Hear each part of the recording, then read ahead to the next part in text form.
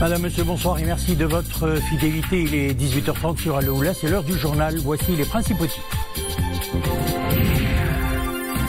Le Conseil de l'Union européenne réuni aujourd'hui à Bruxelles adopte l'accord de pêche avec le Maroc après avoir été approuvé hier par le comité des représentants de l'Union européenne. Il a été adopté par les ministres représentant l'ensemble des États membres de l'Union.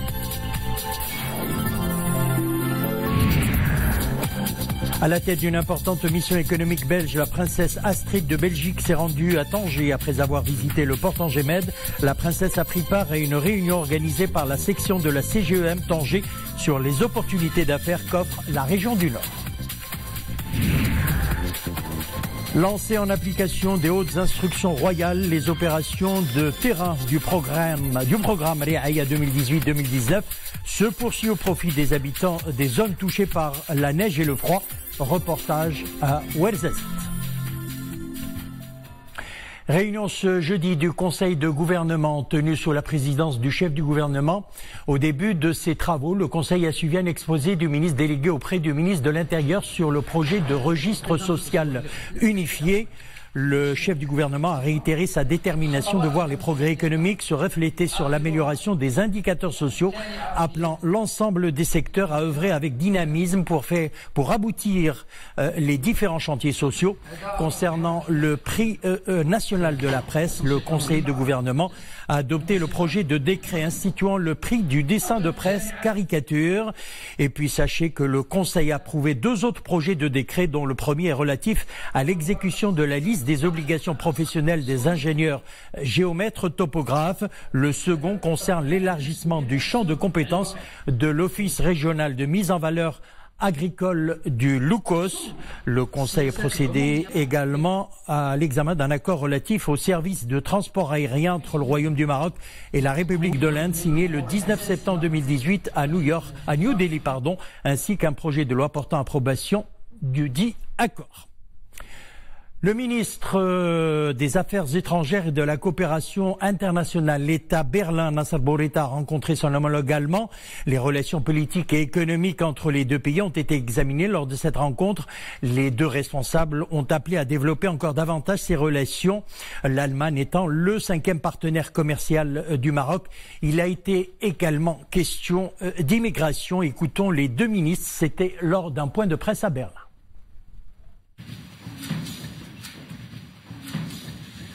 Nos relations économiques évoluent également et évoluent de manière très satisfaisante.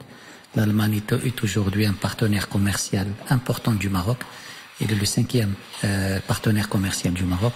Les investissements allemands au Maroc sont en croissance. Il y a encore un potentiel et nous avons discuté de comment renforcer ces investissements. Et la coopération au développement de l'Allemagne au Maroc, je pense, est un exemple, avec une convergence sur les priorités, avec une focalisation sur des thématiques importantes pour les deux pays. Nous apprécions notamment le Maroc comme un acteur constructif avec lequel nous voulons encore élargir nos relations, nos rapports à l'avenir. Sur les faits, il est très raisonnable sur la migration et qui sert aux intérêts des pays d'origine, de transit et d'arrivée, et notamment pour les personnes. Ça reste une grande tâche pour l'avenir. On reste en Europe. Le Conseil de l'Union européenne, nous le disions tout à l'heure, réuni aujourd'hui à Bruxelles, adopte l'accord de pêche avec le Maroc après avoir été approuvé hier par le comité des représentants permanents de l'Union européenne. L'accord de pêche signé le 24 juillet dernier à Rabat a été adopté par les ministres représentant l'ensemble des États membres de l'Union. Nissel El-Hamdaoui. Approuvé hier par le comité des représentants permanents de l'Union européenne, l'accord de pêche signé le 24 juillet dernier à Rabat a été adopté aujourd'hui par les ministres représentant l'ensemble des États membres de l'Union. L'accord devra être ensuite entériné par les commissions compétentes du Parlement européen avant son adoption finale en plénière. Le nouvel accord de pêche entre le Maroc et l'Union européenne précise notamment les zones de pêche et les conditions d'accès pour la flotte européenne, avec une augmentation de la contrepartie financière qui passera d'une moyenne annuelle de 40 millions d'euros à plus de 52 millions d'euros, soit plus de 30%. Les deux parties s'étaient également entendues dans cet accord sur les dispositions visant à optimiser les retombées et les bénéfices pour les populations locales des zones concernées. Dans un objectif de préservation de la durabilité des ressources halieutiques et de la protection de l'environnement marin, des exigences techniques avaient été intégrées dans l'accord. Plusieurs observateurs à Bruxelles estiment que l'adoption aujourd'hui de cet accord par les États membres de l'Union européenne constitue une réponse claire aux manœuvres et tentatives qui visent à perturber le partenariat de longue date avec le Maroc dans ce domaine. Elle répond également aux interrogations sur l'inclusion du Sahara marocain dans l'accord, dans la mesure où la zone de pêche s'étend du parallèle 35 jusqu'au parallèle 22. À savoir du Cap Spartel dans le nord du Maroc jusqu'au Cap Blanc dans le sud du Royaume. L'accord répond également aux interrogations sur le bénéfice des populations, dans la mesure où il prévoit des dispositions qui garantissent aux populations des avantages socio-économiques, notamment en termes d'emploi, d'infrastructures, de services sociaux de base, de création d'entreprises, de formation professionnelle et de projets de développement et de modernisation du secteur de la pêche. Une augmentation du nombre de marins marocains embarqués dans les navires européens est également prévue pour plusieurs catégories de navires. À la tête d'une importante mission économique belge après Casablanca et Rabat, la princesse Astrid, représentante du roi Philippe de Belgique, s'est rendue à Tanger. Après avoir visité le port Tanger-Med, la princesse a pris part à une rencontre organisée par la section Tanger de la CGEM sur les opportunités d'affaires qu'offre la région du Nord. Anis Aboumedi sur le commentaire de Leslie El Hamdaoui. Port Tanger-Med, une plaque tournante pour le commerce et un point d'appui pour l'acheminement des marchandises en provenance et à destination de différents continents. Accompagnée d'une importante délégation, la princesse Astrid, représentante du roi Philippe de Belgique, effectue une visite au niveau de cette structure qui assure une connectivité avec 186 ports mondiaux, dont ceux de Belgique. Les relations commerciales maroco-belges se renforcent. Les entreprises belges sont très actives au niveau de la plateforme logistique de Tanger-Med. Cette visite entre dans le cadre de la consolidation de nos relations avec des ports belges qui jouissent d'une grande notoriété en Europe.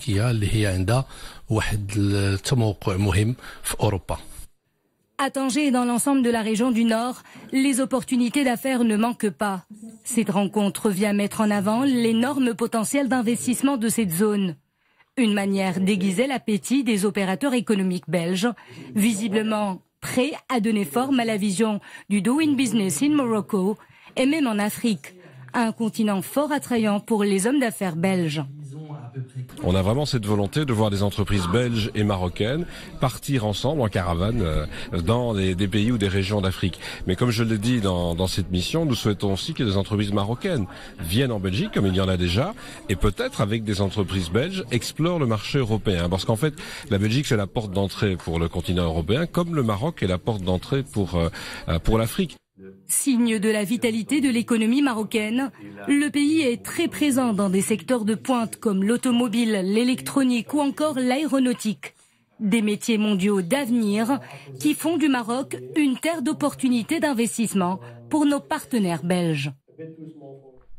Lancées en application des hautes instructions royales, les opérations de terrain du programme Riaya 2018-2019 se poursuivent au profit des habitants des zones touchées par la vague de froid et la neige, Des services sanitaires de proximité et de renforcement des services sanitaires de base, préventifs et de sensibilisation sont ainsi dispensés à travers des unités mobiles et des caravanes médicales multidisciplinaires. Reportage à Iminaoun, c'est dans la province de Ouarzazate. Boujma Al-Hfaoui sur le commentaire de Mounia Maroche. Au pied des cimes enneigées, la localité d'Iminaoun. Les chemins serpentent un relief particulièrement rocailleux et accidenté. Ici, sévit une vague de froid quasi glaciale. Les populations des zones montagneuses parfois enclavées ont du mal à accéder aux soins. À titre préventif et dans un élan de solidarité, des médecins et des infirmiers se sont déplacés pour leur prodiguer des soins de proximité. Nous sommes très heureux, nous allons pouvoir bénéficier de plusieurs prestations médicales. Cette offre de santé sera accessible également à tout le monde, même en localités avoisinantes. J'ai bénéficié d'une consultation médicale à cause de la thyroïde. Après une prise de sang, je vais être opérée. Cette offre médicale couvre plusieurs spécialités, la médecine générale, la médecine interne, la pédiatrie, l'ophtalmologie, la biologie et la radiologie notamment. Un important dispositif humain, technique et logistique est mis en place afin d'offrir les soins nécessaires et de répondre à la demande des populations dans les meilleures conditions.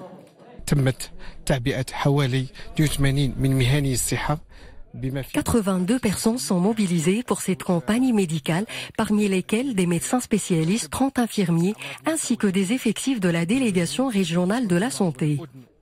L'opération Reaya 2018-2019 se déroule du 15 novembre au 30 mars prochain.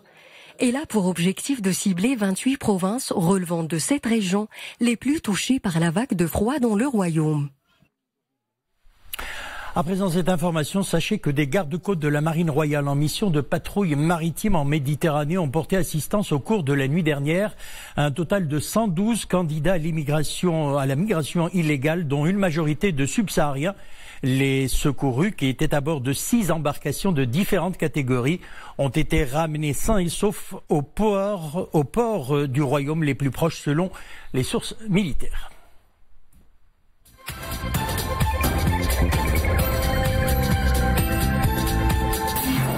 On passe à l'actualité internationale célébrée le 29 novembre de chaque année. La journée internationale de solidarité avec le peuple palestinien est l'occasion de se remémorer la tragédie palestinienne et l'injustice infligée au peuple palestinien à la suite de la décision de partage, la transformant en groupe de réfugiés répartis à travers le monde.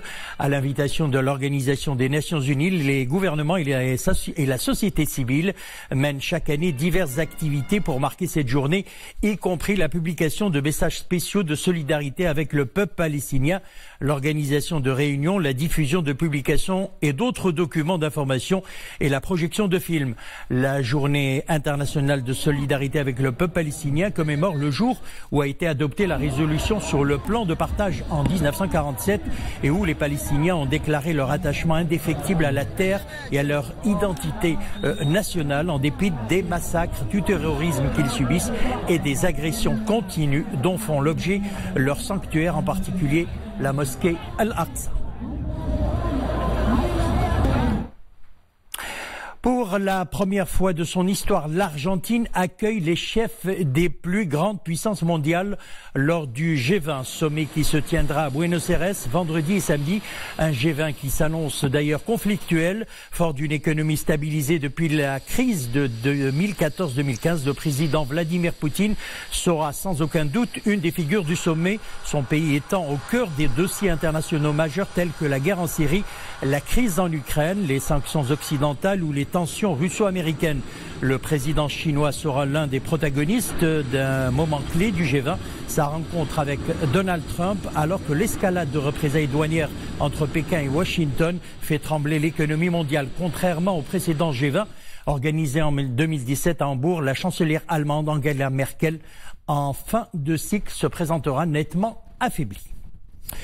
Nouvelle tension justement entre Kiev et Moscou. Le président ukrainien a demandé aux pays membres de l'OTAN et notamment à l'Allemagne de déployer des navires en mer d'Azov pour soutenir Kiev dans son bras de fer avec Moscou après un accrochage avec les forces russes au large de la Crimée.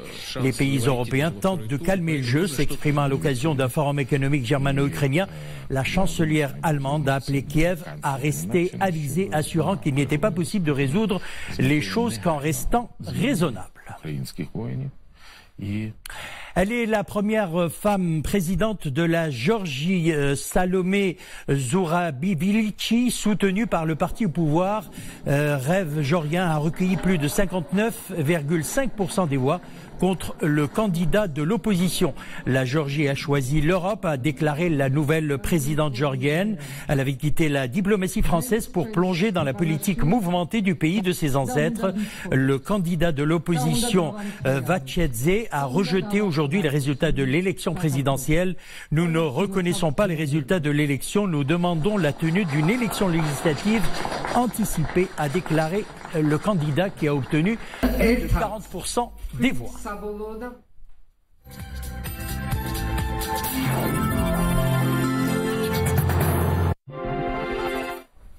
Retour chez nous, on va parler de football. Classement mondial FIFA, le Maroc gagne 7 places et occupe la 40e position. Classement établi par l'instance mondiale du football pour le mois de novembre. Au niveau continental, les Lions de l'Atlas qui ont doublé le Nigeria, qui a stagné au 44e rang, se sont classés 3e derrière la Tunisie et le Sénégal, premier, 23e mondial et deuxième, 26e mondial sur le plan africain. Le classement mondial est dominé par la Belgique, 1727 points, suivi de la France, 1726 points, champion du monde, et le Brésil, 1676 points. On parle sport toujours. 3 élèves marocains ont remporté une médaille d'or et 2 d'argent lors des premières Olympiades arabes des mathématiques. Et là, c'est un autre sport d'une autre manière qui ont pris donc fin aujourd'hui à Jeddah. Les élèves relevant de l'Académie régionale de l'éducation et de la formation de la région de Rabat, Salé, Kenitra ont signé des résultats très honorables lors de cette manifestation scientifique grâce à Mohamed Khair qui a remporté la médaille d'or et Nizar El-Ghazal et Mohamed El-Khalifil qui se sont adjugés 2 médailles d'argent. Voilà, c'est avec cette très bonne nouvelle concernant nos futurs mathématiciens que prend fin cette édition. Merci de l'avoir suivi. Le retour de l'information sur Lula, 20h30. Demain, vous aurez le plaisir de retrouver Iman Ablou. Une excellente soirée et à bientôt.